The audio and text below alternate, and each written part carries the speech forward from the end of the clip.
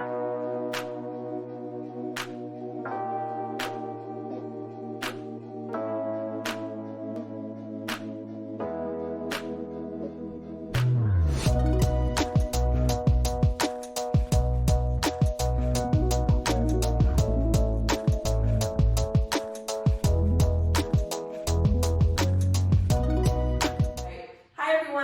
to Real Talk with Sarah, where we are tackling the tough topics in a very real way.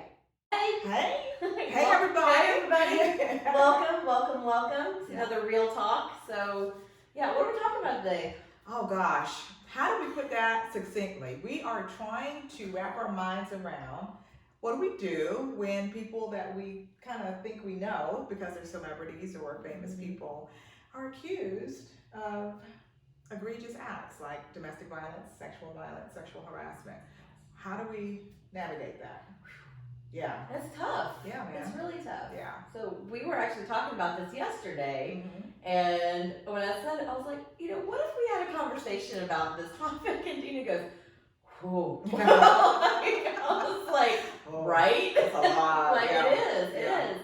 Because I think, since the, I don't know what, I don't like to say the beginning of the Me Too movement, because the Me Too movement began much longer with Tarana Burke. Yeah. Back in like 2007, is that right? Sounds about right. Something like that. And it sort of took off more not publicly, what's the word I'm looking for, but it was more public, I guess. More people were learning about it. It was more viral. Maybe that's the new term. Is that an appropriate term? Yeah, I was gonna say mainstream, but mainstream. Thank you. That's what I was looking for. Yeah. See, this is where we work well together. So it's become more mainstream, and since then we've seen a lot of people coming, forward to share their stories, and we're learning things about, people that. I know some people that I have followed and enjoyed watching, their television shows and listening to their music since I was a child. Yeah. And it's really challenging, So it's like, there's a part of me that says, well, it's actually really easy. We just don't we don't watch those shows anymore. We don't listen to that music anymore. We don't this, that, and the other. And then most recently with some of the more recent things that have come out that are really hitting home to some of the shows that I really love, and the movies that I really love, I'm just like, am I not going to watch these shows anymore? I'm like, it is. So like, that's what we're talking about. Is that it's not black and white. It's not simple. No, it's so many layers to it. I mean, like you said, what does it say about you if you continue to watch a show and somebody on this show has been accused? What does it say about us? Right. I think we mentioned yesterday, like I was thinking about the R. Kelly situation and how people just can't even help it when some of his music comes on and they start, it's like, oh, I can't enjoy that. Because, R. Kelly is iconic, and the music is from, that's like our background music for so many things. And what does it say? Does it say I'm not an ally? I'm not an activist if I'm listening? So, it's a little harder. And for me, the big one was Bill Cosby.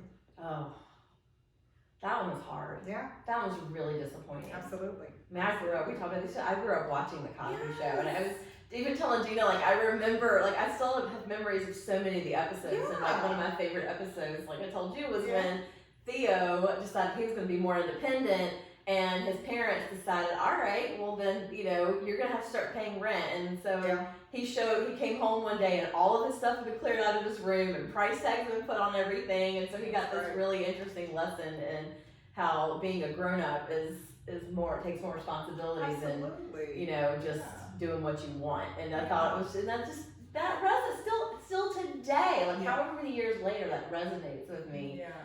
And I love that show. Yeah. So but at the same time, it's like if I watch the show, I notice that every time Bill Cosby comes on, all I can think about is what he did to all those women and what he was doing to women while he was filming that show. Exactly. And I think that's that kind of that, what do you call it? cognitive dissonance where it's like two different realities in your head. Like, how do you go about your daily life? How do you interact with your wife, Mr. Cosby? And how do you, interact with people on your set? And you've got this very deep, dark secret and history of violence against women. It was very difficult. I still struggle with it. And then, of course, being a Black woman, it was like we had so few examples of a healthy family being seen. Middle class, upper middle class actually, show. And then behind the scenes, there's all this awful stuff happening. So I think with music and with television, it's like real life. It's not ever simple. No. Yeah, we can't just wrap it up. But I don't know. I mean, what does it say? What does it say? Do you watch, but you watch knowing that the person's done something? I just read an article about how to watch rom-coms as a feminist. And I thought, whoa. You share. I want to hear this. Well, I don't really do rom-coms, but they were just saying how some of them are very problematic because of the toxic masculinity of the male character. And so you just have to just be smart when you're watching it. You know that that's not necessarily the message you would want to send, but can you just sit back and chill and eat some popcorn? Absolutely.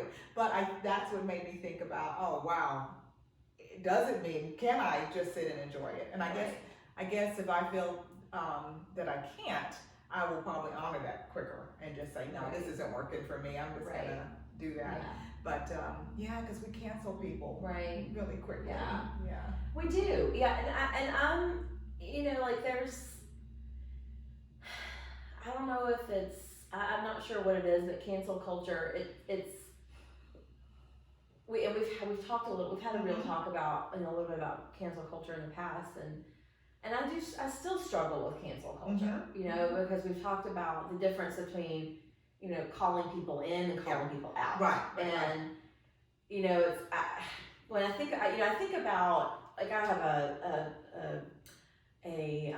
somebody that has served as a mentor for me in this field, and someone I still very much look up to, and she loves like really dirty, like raunchy hip hop. Like, she loves it. It's like her thing. And one of the things that she said to me.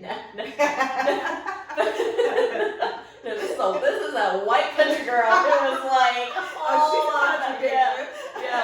So I love it, and it's so funny to me because if you met her, you'd never guess this about like what she's got, on her playlist. But it's a lot of the stuff that she's like, it's just like that gangster rap is like, it's so good in so many ways. I mean, it tells such a really awesome story, and it's people sharing their experiences and their lived experiences, and yet their lived experiences were, in some ways very much rooted in that toxic masculinity and the misogyny, and misogynoir, and that kind of thing, and so one of the things that she said, she's like, I know that it is, she's like, it's not something that I would want to just let, my children listen to or anything like that, because she listens to it through through a lens of recognizing it for what it is. That while I enjoy the story and I enjoy the music and I enjoy the beat and, the timbres and tones and all of that, I also recognize that what they're talking about is not okay.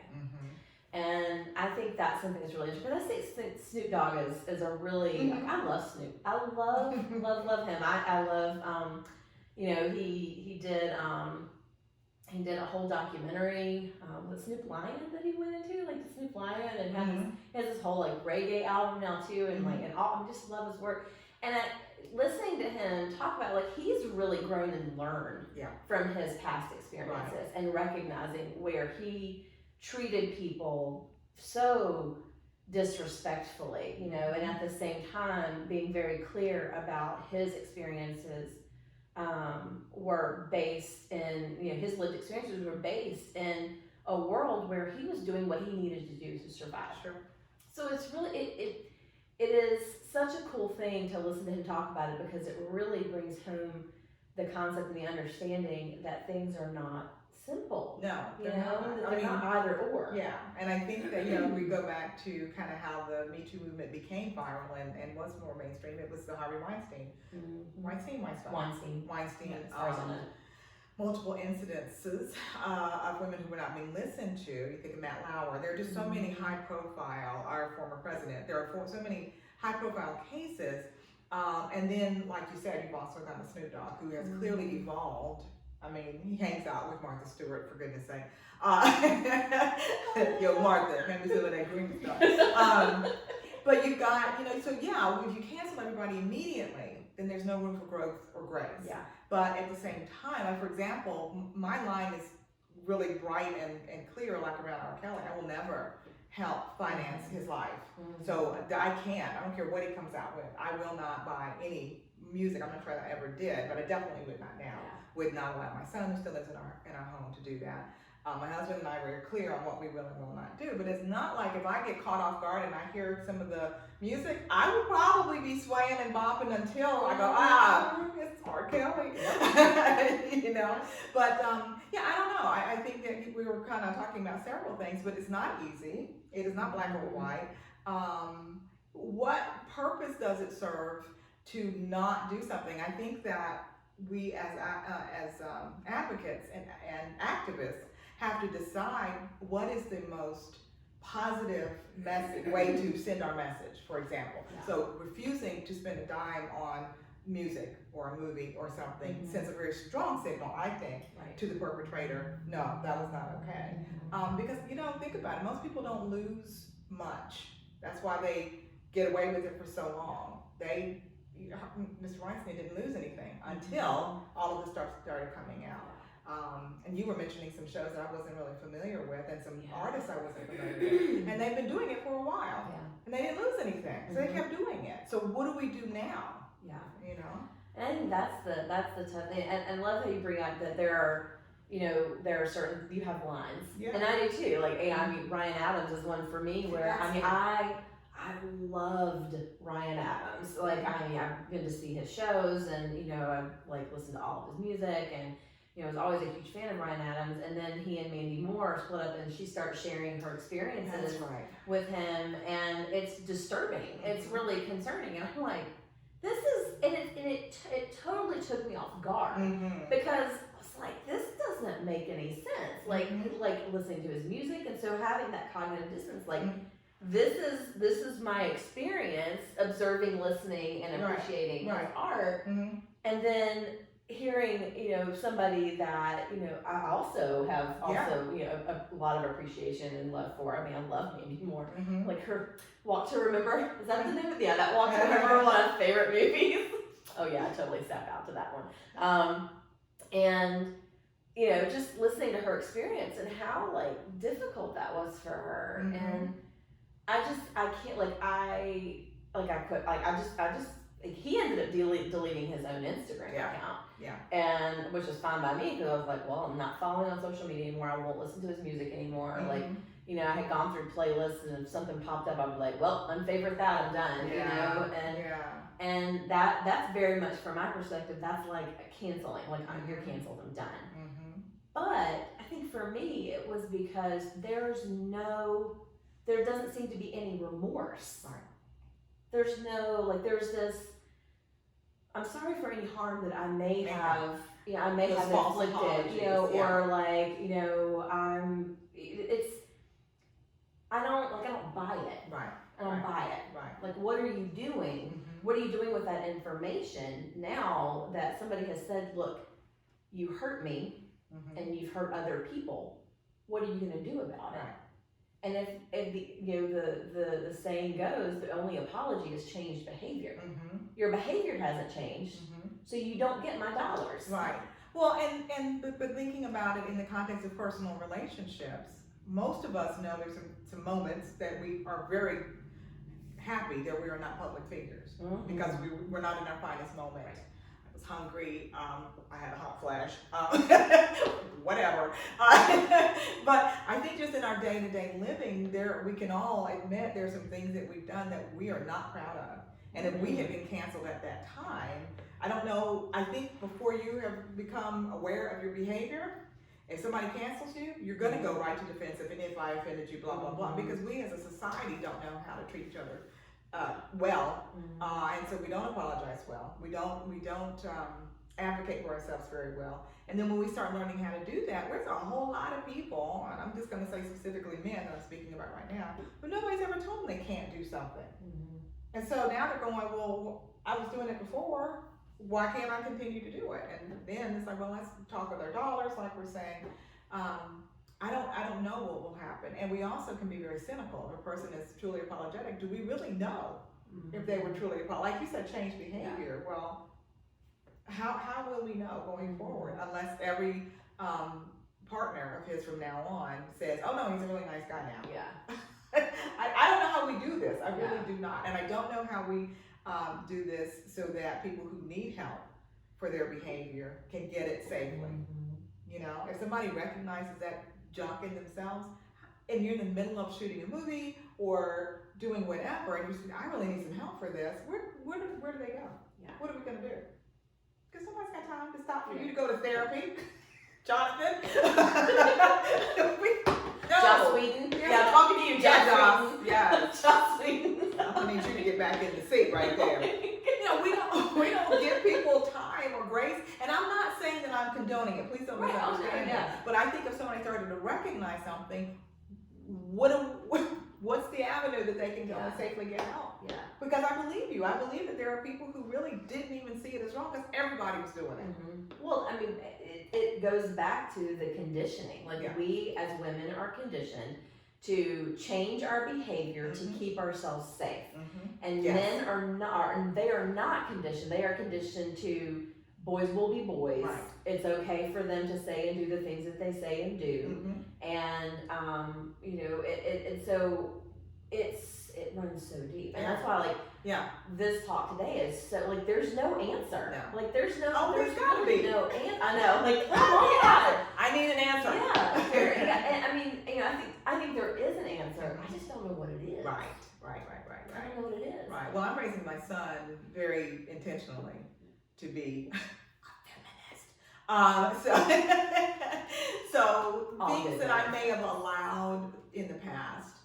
Yeah, my husband, my father, all of the male folks that are close to me already kind of know. And so, but it's a topic that we continue to bring up because we have to continue to keep it front and center of their relationships with me, my relationships with them. And I do think people can grow and change. But we kind of think we know celebrities. Yeah. You know, be fair. It hurt so bad about Bill Cosby because he was everybody's dad, you know? And so I think there's a part of that question about can we actually trust people inside me as well? How do you drug people? You know, how do you do that and then show up on set the next day? I don't understand that. And so I guess in general, I'm kind of looking side-eyed at a lot of people. Right. Well, looking at it, because who else knew that he was doing that? Exactly. So it's not. So again, it goes back to this community responsibility that we, you know, in this like in American culture is very much every person for themselves. Absolutely. That's, you know, everybody just needs to, you know, it's very individualistic, and we have colonialism is very individualistic. So we have strayed so far from community responsibility that the only way we hold people accountable is by throwing them in jail. Yes.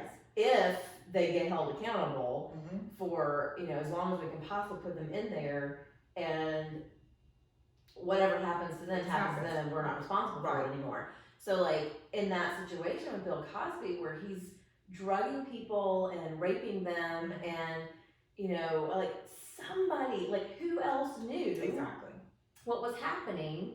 You know, whether it was they knew exactly what was happening or they knew something, you know, something, who knew and didn't, and I'm not talking about the victims. I want to be very clear. It was not the victim's responsibility to stop him from doing that. It was his responsibility, you know, but who else knew that could have said, what are you doing? Like, hey man, you can't. Well, remember the Jerry Sandusky case? Yeah. How many people were right there in that locker room and knew something was going wrong? Yes. Knew that. What do we do as a society to protect people? We didn't do it, we're not doing it, and now we're all kind of It's like Marilyn Manson's story just came out. Yeah. Again, who knew? Shia LaBeouf. Yeah. And with the black community, I'm thinking about Mike Tyson, and before Bill Cosby, people were like, look, we don't have a lot of great representation. We don't have a lot of positive images. Please don't bring these men down. And the advocate is like, it doesn't matter. I wish I could say it does, but I don't care. I can't care about race more than I care about women being hurt. I can't do that. And people got ostracized for standing up and saying, no, that's not right. Because again, we also live in a very racist society. So, how many black men are we going to tear down? And see, that makes me struggle as well, right? Because we don't have enough positive images. So, so I was mad at them. I wanted to, what are you doing? Right. Everybody's looking at us. Yep. Thanks a lot. Thanks, yeah. Good, Bill. Yeah. But and I don't mean to make light of it, but I just think there's just so many different layers to this, and why people may not have spoken up, and how perpetrators got away with things for a really long time. Because I think you mentioned it, the money. Yeah. If I don't say anything, I can continue to get a nice paycheck. Yeah. If it gets worse than this, I'm going to tell. If it hurts somebody I care about, I'll tell. Right. Like the R. Kelly case where a man was working for him and his daughter was one of the victims. But he had to know something. Like you said, he had to know something. That sounds a lot like what we deal with average people. I'll say something, if it happens if it's happening to somebody that I care about. Yes. Or, I'll do something if it's impacting me. Right. But if it means that I have to lose something, right, then I'm not getting involved. Right. It's like we see something happening at a party, and we're like, that does not look okay. And rather than doing something, we go, it's not my business. Right. Well, so I'm glad you said that, because I was going to ask, what do you think about this high standard we set for celebrities and public figures? Like, we set a higher standard for them, they should have known better, but we're not setting the same standard for people in our everyday lives. Yeah. How does that work? Well, I think it's interesting, because as advocates, I don't think we do. I think, at least for me, I have the same standards, whether you're a celebrity or not a celebrity. Right. If somebody's being hurt, you do something. Right. Period. Right. But I recognize that, that's me, and not everybody, and I think it's a lot easier in some ways to look at people in public view, public eye, and hold them to this higher standard, because we all of a sudden we start to place expectations on them. Right. Like, I need them to be this way so that I can be comfortable. And then and that starts getting into this thing that I have, that I personally get really frustrated with young women being expected to be these role models for young girls, because they're in the they're singers or dancers or what have you, and I'm just like, that's not their responsibility. Your children are your responsibility. They're not Britney Spears' responsibility, or Christina Aguilera's responsibility, or Demi Lovato. They're not responsible for our children. Right. So but they get a lot for us having this mindset. There is a trade-off, and that's. But I think it's a good point. I think you're making a really good point. But we don't hold the standard. We collectively, I mean you personally, but we collectively don't hold the standard for just average human beings. Right. And yet we expect people who are celebrities to have a different way of doing things. But we're all human. Yeah. We're all human. We may turn our head at a party because it's none of my business. Well, how about turning your head in a mansion, on a movie set, filming a video, saying the same thinking happens. I don't know what I didn't see that. And that's what keeps happening. Yeah. if we held each other to a higher standard before we became rich and famous, some of us would not be doing what we did. Yeah. Yeah, it's a lot. And like I said, I don't know though, I don't think we're gonna solve it today. No? For sure. Really? No. Okay. Yeah. So, but I think, going back to what you mentioned in the beginning, and that I think, when we're consuming products, music, music, movies, TV shows, those are products. When we're consuming products, we get to decide we in this society we use our dollars to show what we value and what we prioritize. And like my example is I grew up watching Buffy. Well, I didn't grow up, and I went to college watching Buffy the Vampire Slayer and Angel, which is in Firefly, and this is like Joss Whedon universe, huge fan of all of that. And there've been these rumblings of issues with him, for a while, and now Charisma Carpenter, who played Cordelia in Buffy and Angel, she's come out to share her experiences when she got pregnant on the set of Angel and how she was treated, and it was just awful. It was just absolutely awful. And I go back and I'm like, I so appreciate the actors in that show, and I still appreciate the show in and of itself. So I still watch it, and I watch it with the understanding that, there was a lot going on behind the scenes for those people. And even now, like one of the actors, Nicholas Brendan, who played Xander, is, he has got some significant mental health issues. He's got a substance dependency issue. He has been charged with domestic violence multiple occasions. And that's, as far as I know, well after the show ended. But I still, I watch that, and I do have those moments where I'm just like, you've had a rough life since you were on this show. And so it's not that I don't there are certain things that I still watch and consume with knowing that this is what happened. But as far as, am I going to go see a Ryan Adams show again? Nope. No. So I guess maybe what we're saying is this is difficult. It is messy, as life is, and we consume with a critical eye. And when it hits our threshold, then we also we withdraw financial support. I think that's easy to do. I'm okay with not buying any more new R. Kelly or any project that some of these other people would be involved in. Not buying that ticket. And being willing to talk, because that's how we learn, having the conversation. And again, just saying, watch this with a critical eye, which I think, we can't blindly do anything anymore.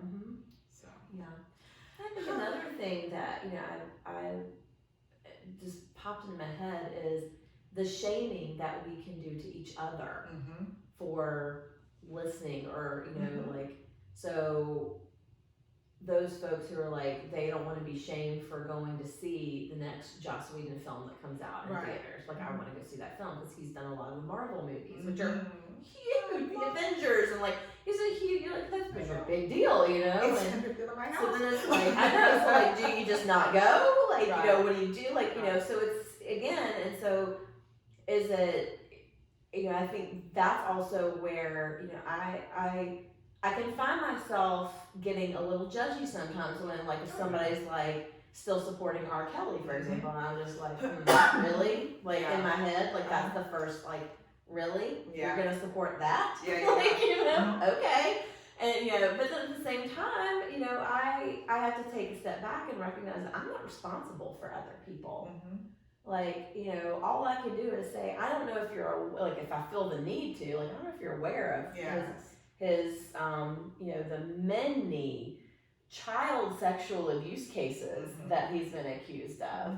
But, you might want to educate yourself a little bit more about him, and if they're just nope, I'm okay, it's not, so I think there's that piece of it too, where we also have to be very mindful that, people don't always, not everybody knows what I know, Mhm. and not everybody's aware of what I'm aware of. And if they choose to do something that I wouldn't do, Mhm. that may not be any of my business. Yeah, that's a hard one. Yeah. Yeah, because I would like to think that if I said it, the person would go, you know what? I'm not going to go. I'm not going to watch. I'm not going to buy. Yeah. Wow. Well, Laura, doggone it. Here we go again. We start stuff and we can't fix it. I know. But it was good. It was, yeah. Messy, but Yeah. good. But Yeah. good. So, are we ready to say goodbye till next time? I think so. I think so. I feel horrible today. I'm gonna go watch cartoons.